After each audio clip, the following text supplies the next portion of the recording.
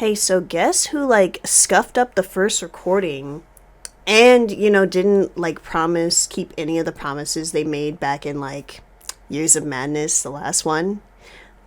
I hate this right now. Holy shit. Anyways, hi guys. Sam the Rabbit here. I sounded way too fucking happy there. God damn it. I'm dying here.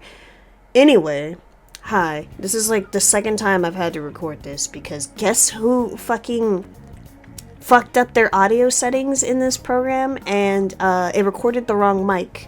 So I literally like listened to it and I was like, why is it so quiet compared to the other recordings I did? And then I look at my settings, I'm like, oh, that's because the last time I played VR, it defaulted all my audio settings I had set up. So my default mic was my PS5 controller.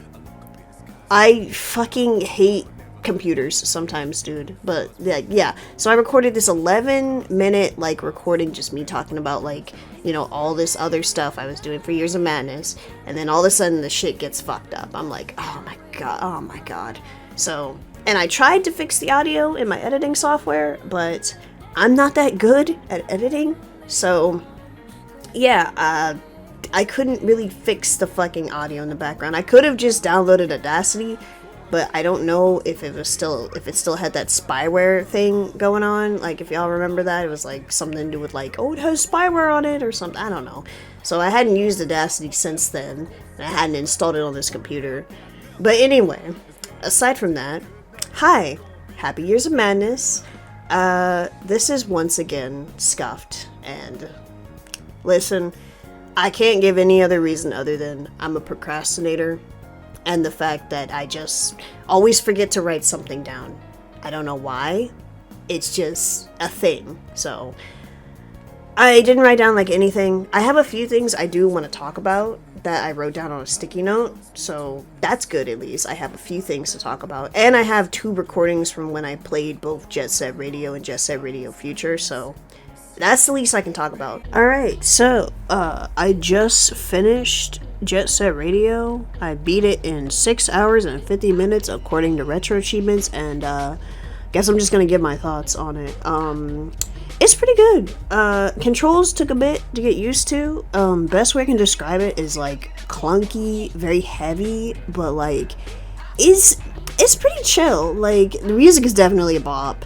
Story was okay. Characters, loved them all. Final boss was mid as fuck. Chapter 3 as a whole was just like a huge downgrade considering Chapter 1 and 2, pretty good overall level design wise, with the little boss fights and everything. That was fine.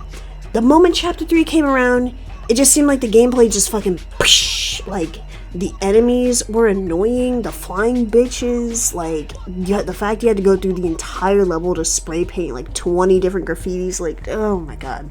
Definitely not my favorite part of the game, but as a whole I give the game a 6 out of 10 because I still had fun with it at the end of the day, and I'm probably going to get all the achievements in it on Retro Achievements at some point. I don't know if I'm going to do it today, but yeah, that was just my thoughts on Jet Set Radio, and I hope to one day play Jet Set Radio Future for achievements, or just if I feel like, getting that emulator set up, if that's even a thing. So, apparently it is, but I haven't looked into it, so, because there's way too many games on my plate at the moment, but yeah, Jet Set Radio, peak. Okay, it is currently almost 2 in the morning as I'm recording this, and I finished Jet Set Radio Jet Set Radio Future about an hour ago, and yeah, it was pretty damn good. Way better than the first one.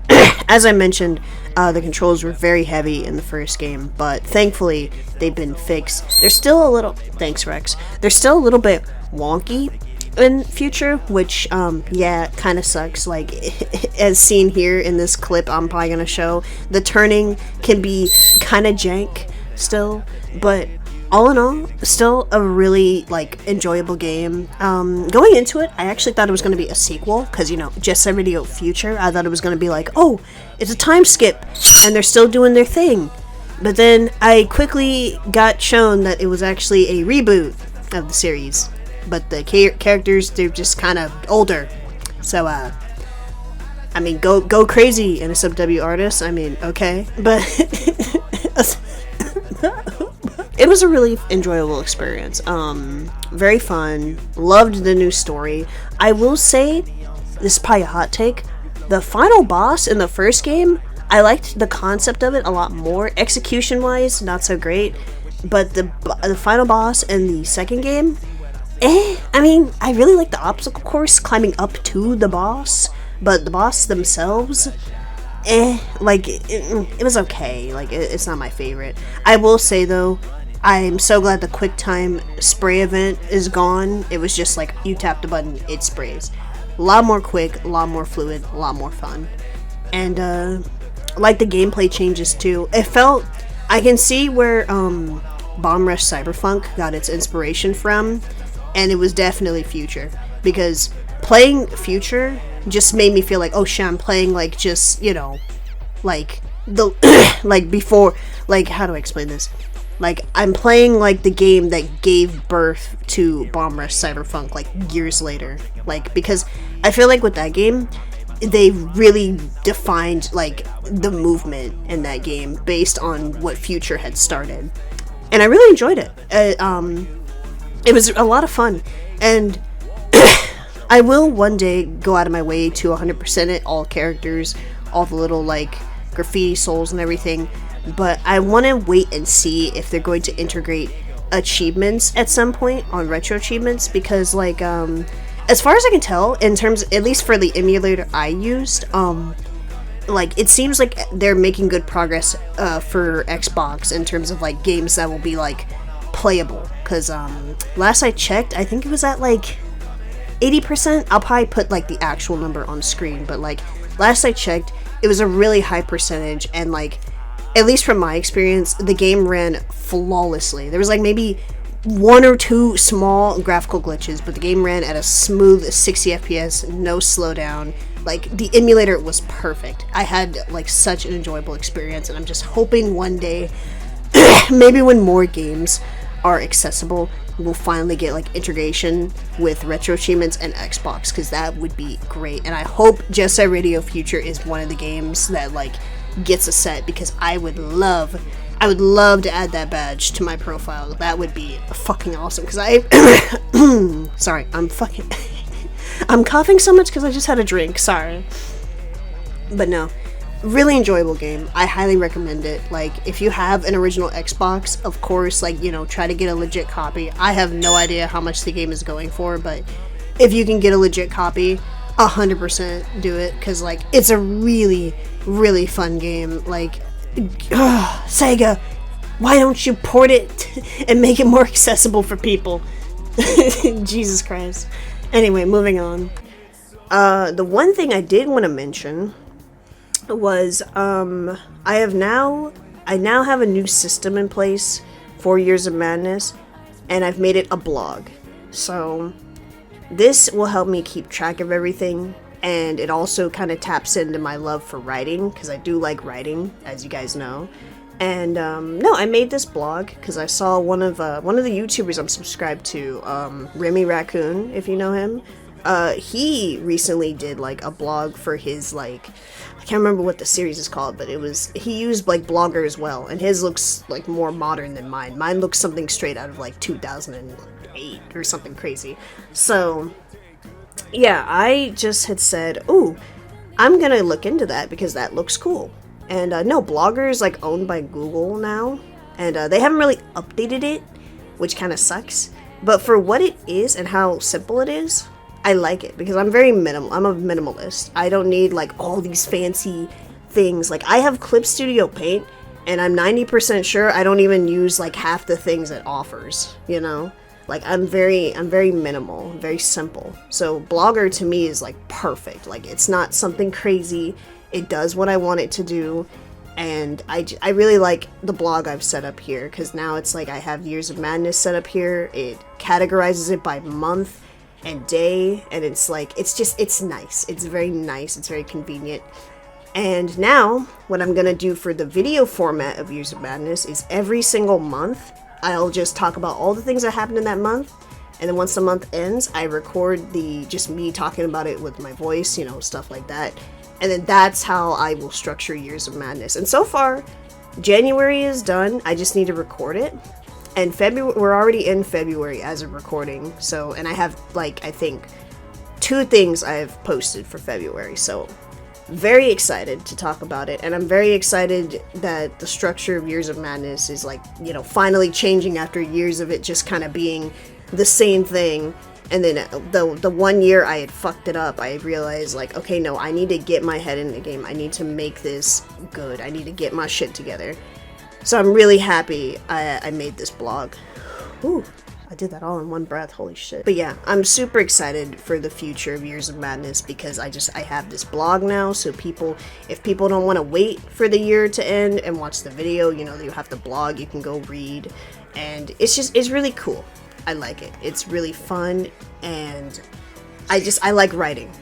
Like I just like writing about things that are happening in my life and stuff. So yeah. But there are a few things I do want to talk about from last year that I did write down. And first thing I want to talk about, I played Bayonetta for the first time last year, and oh my god, I loved it. I love Bayonetta. She is such a queen. She's confident. I love her. She is like one of the best characters. I would easily put her in top 10 favorite characters. Bayonetta like would probably be, I don't know what number she'd be exactly, but she's amazing. Oh my god, Rex, if you start, let me record. Oh my god. So yeah, I played Bayonetta and I loved it so much. I immediately got the sequel, played that one, loved it even more. Hot take, but not hot take. Her design is she has the best design in 2. Her short hair like complements her whole design. I'm sorry, I love her. Like Bayonetta with short hair goes hard. I'm sorry, but I don't want to like talk about it too much because I want to save it for this year because I'm currently playing Bayonetta 3 as a recording, and I want to save that for like a post in hopefully February. Hopefully I get the game done in February. And, you know, just be able to talk about the whole series as a whole, you know, talk about the story, how I liked it. Because I heard Bayonetta 3 was kind of mixed, but so far I've been playing it. I like it. Like, the only thing I can really note is, like, the graphics. But again, I don't want to, like, talk about it too much. I want to wait until I actually finish the game to really give my full thoughts on it.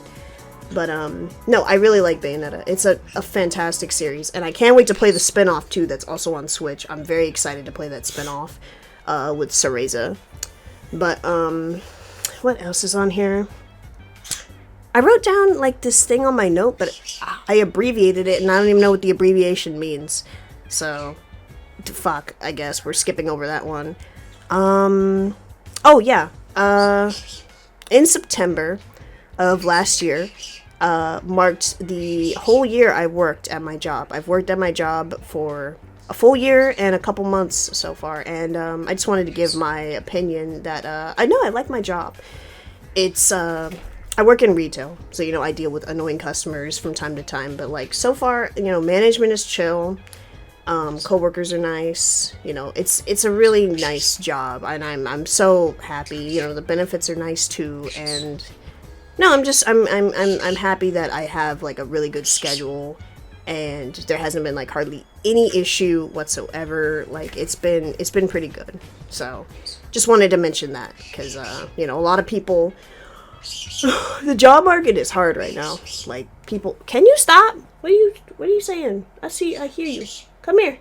As I was saying, the job market is just very like, you know, it's really fucked right now. So I'm really grateful that I have this job and I really like it, and I will do everything in my power to make sure I do not fuck up like losing this job because it's been very chill, and I don't think I'll find another job that's as nice and as good as this one. So I mean, besides like doing YouTube, but hey, I haven't gotten off the ground yet. Still trying to work on that. So you know, I just gotta wait like 10 more years, bro. And then finally, the last thing I wanted to mention, which was a big thing I was doing a couple months back, was retro achievements. I had knew of the existence of these because not only did my friend do them, but he, what was it? Scott Falco. I watched him play Luigi's Mansion, and no, the achievements for that are brutal. I got the fucking hardcore badge for that. Ooh, like, oh, I learned some really cool tech. But oh my god, those achievements for Luigi's Mansion were brutal, dude. They will fuck your shit up. But I mean, they're really fun though. So I recommend the set. If you're a diehard Luigi's Mansion fan, I'd recommend it. It's super fun. But no, I tried out retro achievements, and the first game I did was Ratchet and Clank because I love Ratchet and Clank. I think it's really cool. But I didn't know the difference between softcore achievements and hardcore achievements. So if you don't know, Retro Achievements has a thing where there's two options. You can either get the achievements in softcore, or you can get them in hardcore. Softcore is more akin to if you were playing on emulator, where, oh, what the fuck? Is more akin if you were playing on emulator, where it's like, oh, hey, you can save state, you can slow down the game, you can fast forward, you can do all the things that you can do in like an emulator, Meanwhile, hardcore is if it's supposed to emulate if you're playing on actual hardware. So you don't get any save states. Like, you can't save state at all. It locks you out of it. You can't, you can fast forward, thankfully, because there's a lot of games that benefit from fast forwarding. Like, let's say Pokemon, if you're, like, grinding or something. Yeah, that's better. But you can't slow down the game. It's basically almost actual hardware, pretty much. Like, you can't do things that you would normally be able to do on an emulator. And look, I try not to tell people, like, oh, I'm a purist, but, like, I kind of am, and I kind of, like, beat myself up to play on hardcore because I like just having that gold badge there, knowing, like, hey, I did this in hardcore, I'm fucking cool. But I know a lot of people don't really like that, especially for certain games. Like, I would say, like, older games are, like, a lot better if you can just, save state and do all that shit. But the thing with Ratchet and Clank, I played it in softcore because I figured, well, I don't know what the difference is, so I was playing it, and then I found out that, like, for some reason, whoever coded the set for Ratchet and Clank, I guess it breaks in softcore because for some reason there's time attack achievements, but there's supposed to be a little timer that pops up in the corner that tells you, if you're close to getting the achievement and stuff. But for some freaking reason, I guess the timer isn't coded into the thing to show up in softcore, but in hardcore it does. So when I found this out, I basically had to, like, restart my whole game, because when you get achievements in softcore, it's not like you can just transfer them over to hardcore. It's like they're like two different sets. It's like, if you get an achievement in softcore, it's for softcore. If you get an achievement for hardcore, it's hardcore. So essentially, if I wanted to play the game and be able to see the timer so I know exactly if I got the achievement or not, I'd have to play in hardcore, meaning I'd have to go back and get all the achievements I had gotten in softcore again. So I didn't do that. I said, fuck that. And then I said, you know what? I'm just going to play Spyro. Because Spyro is another game I really like. And it's also made by the same people. So I was like, well, I'm still technically playing an Insomniac game. It's just not Ratchet and Clank. And no, I had a really good experience playing that one instead. Because I love Spyro to death. And I'm happy to say that not only have I completed the original trilogy... not only have I completed both the remakes on my PC and my Switch... I also now have, like, all the retro achievements for the original trilogy, which I'm so happy to be able to fucking have on my badge profile. It is so nice. But anyway, yeah. And then, of course, showing all my games I've played so far on here. The Link's Awakening was a bitch, let me tell you. But I had a lot of fun.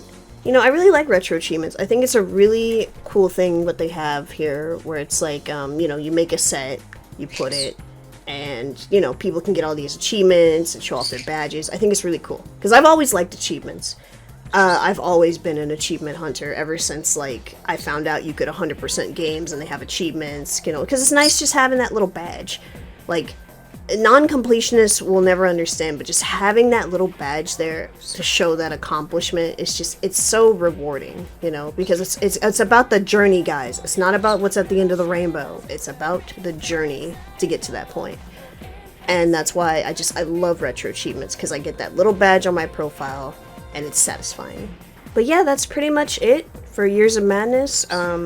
Sorry once again this was scuffed. I wish it was better, but I mean, hey, I still have, I technically recorded 2 things, but it was just Jet Set Radio stuff, but, I will say, though, I hope this year, well, I hope the next Years of Madness will be better. Like, I'm 90% sure it's gonna be good because, again, I have the blog set up and I've been like really writing down everything, like literally as it happens, because I want to make sure, like, oh my god, I want to make sure I talk about everything I did this year.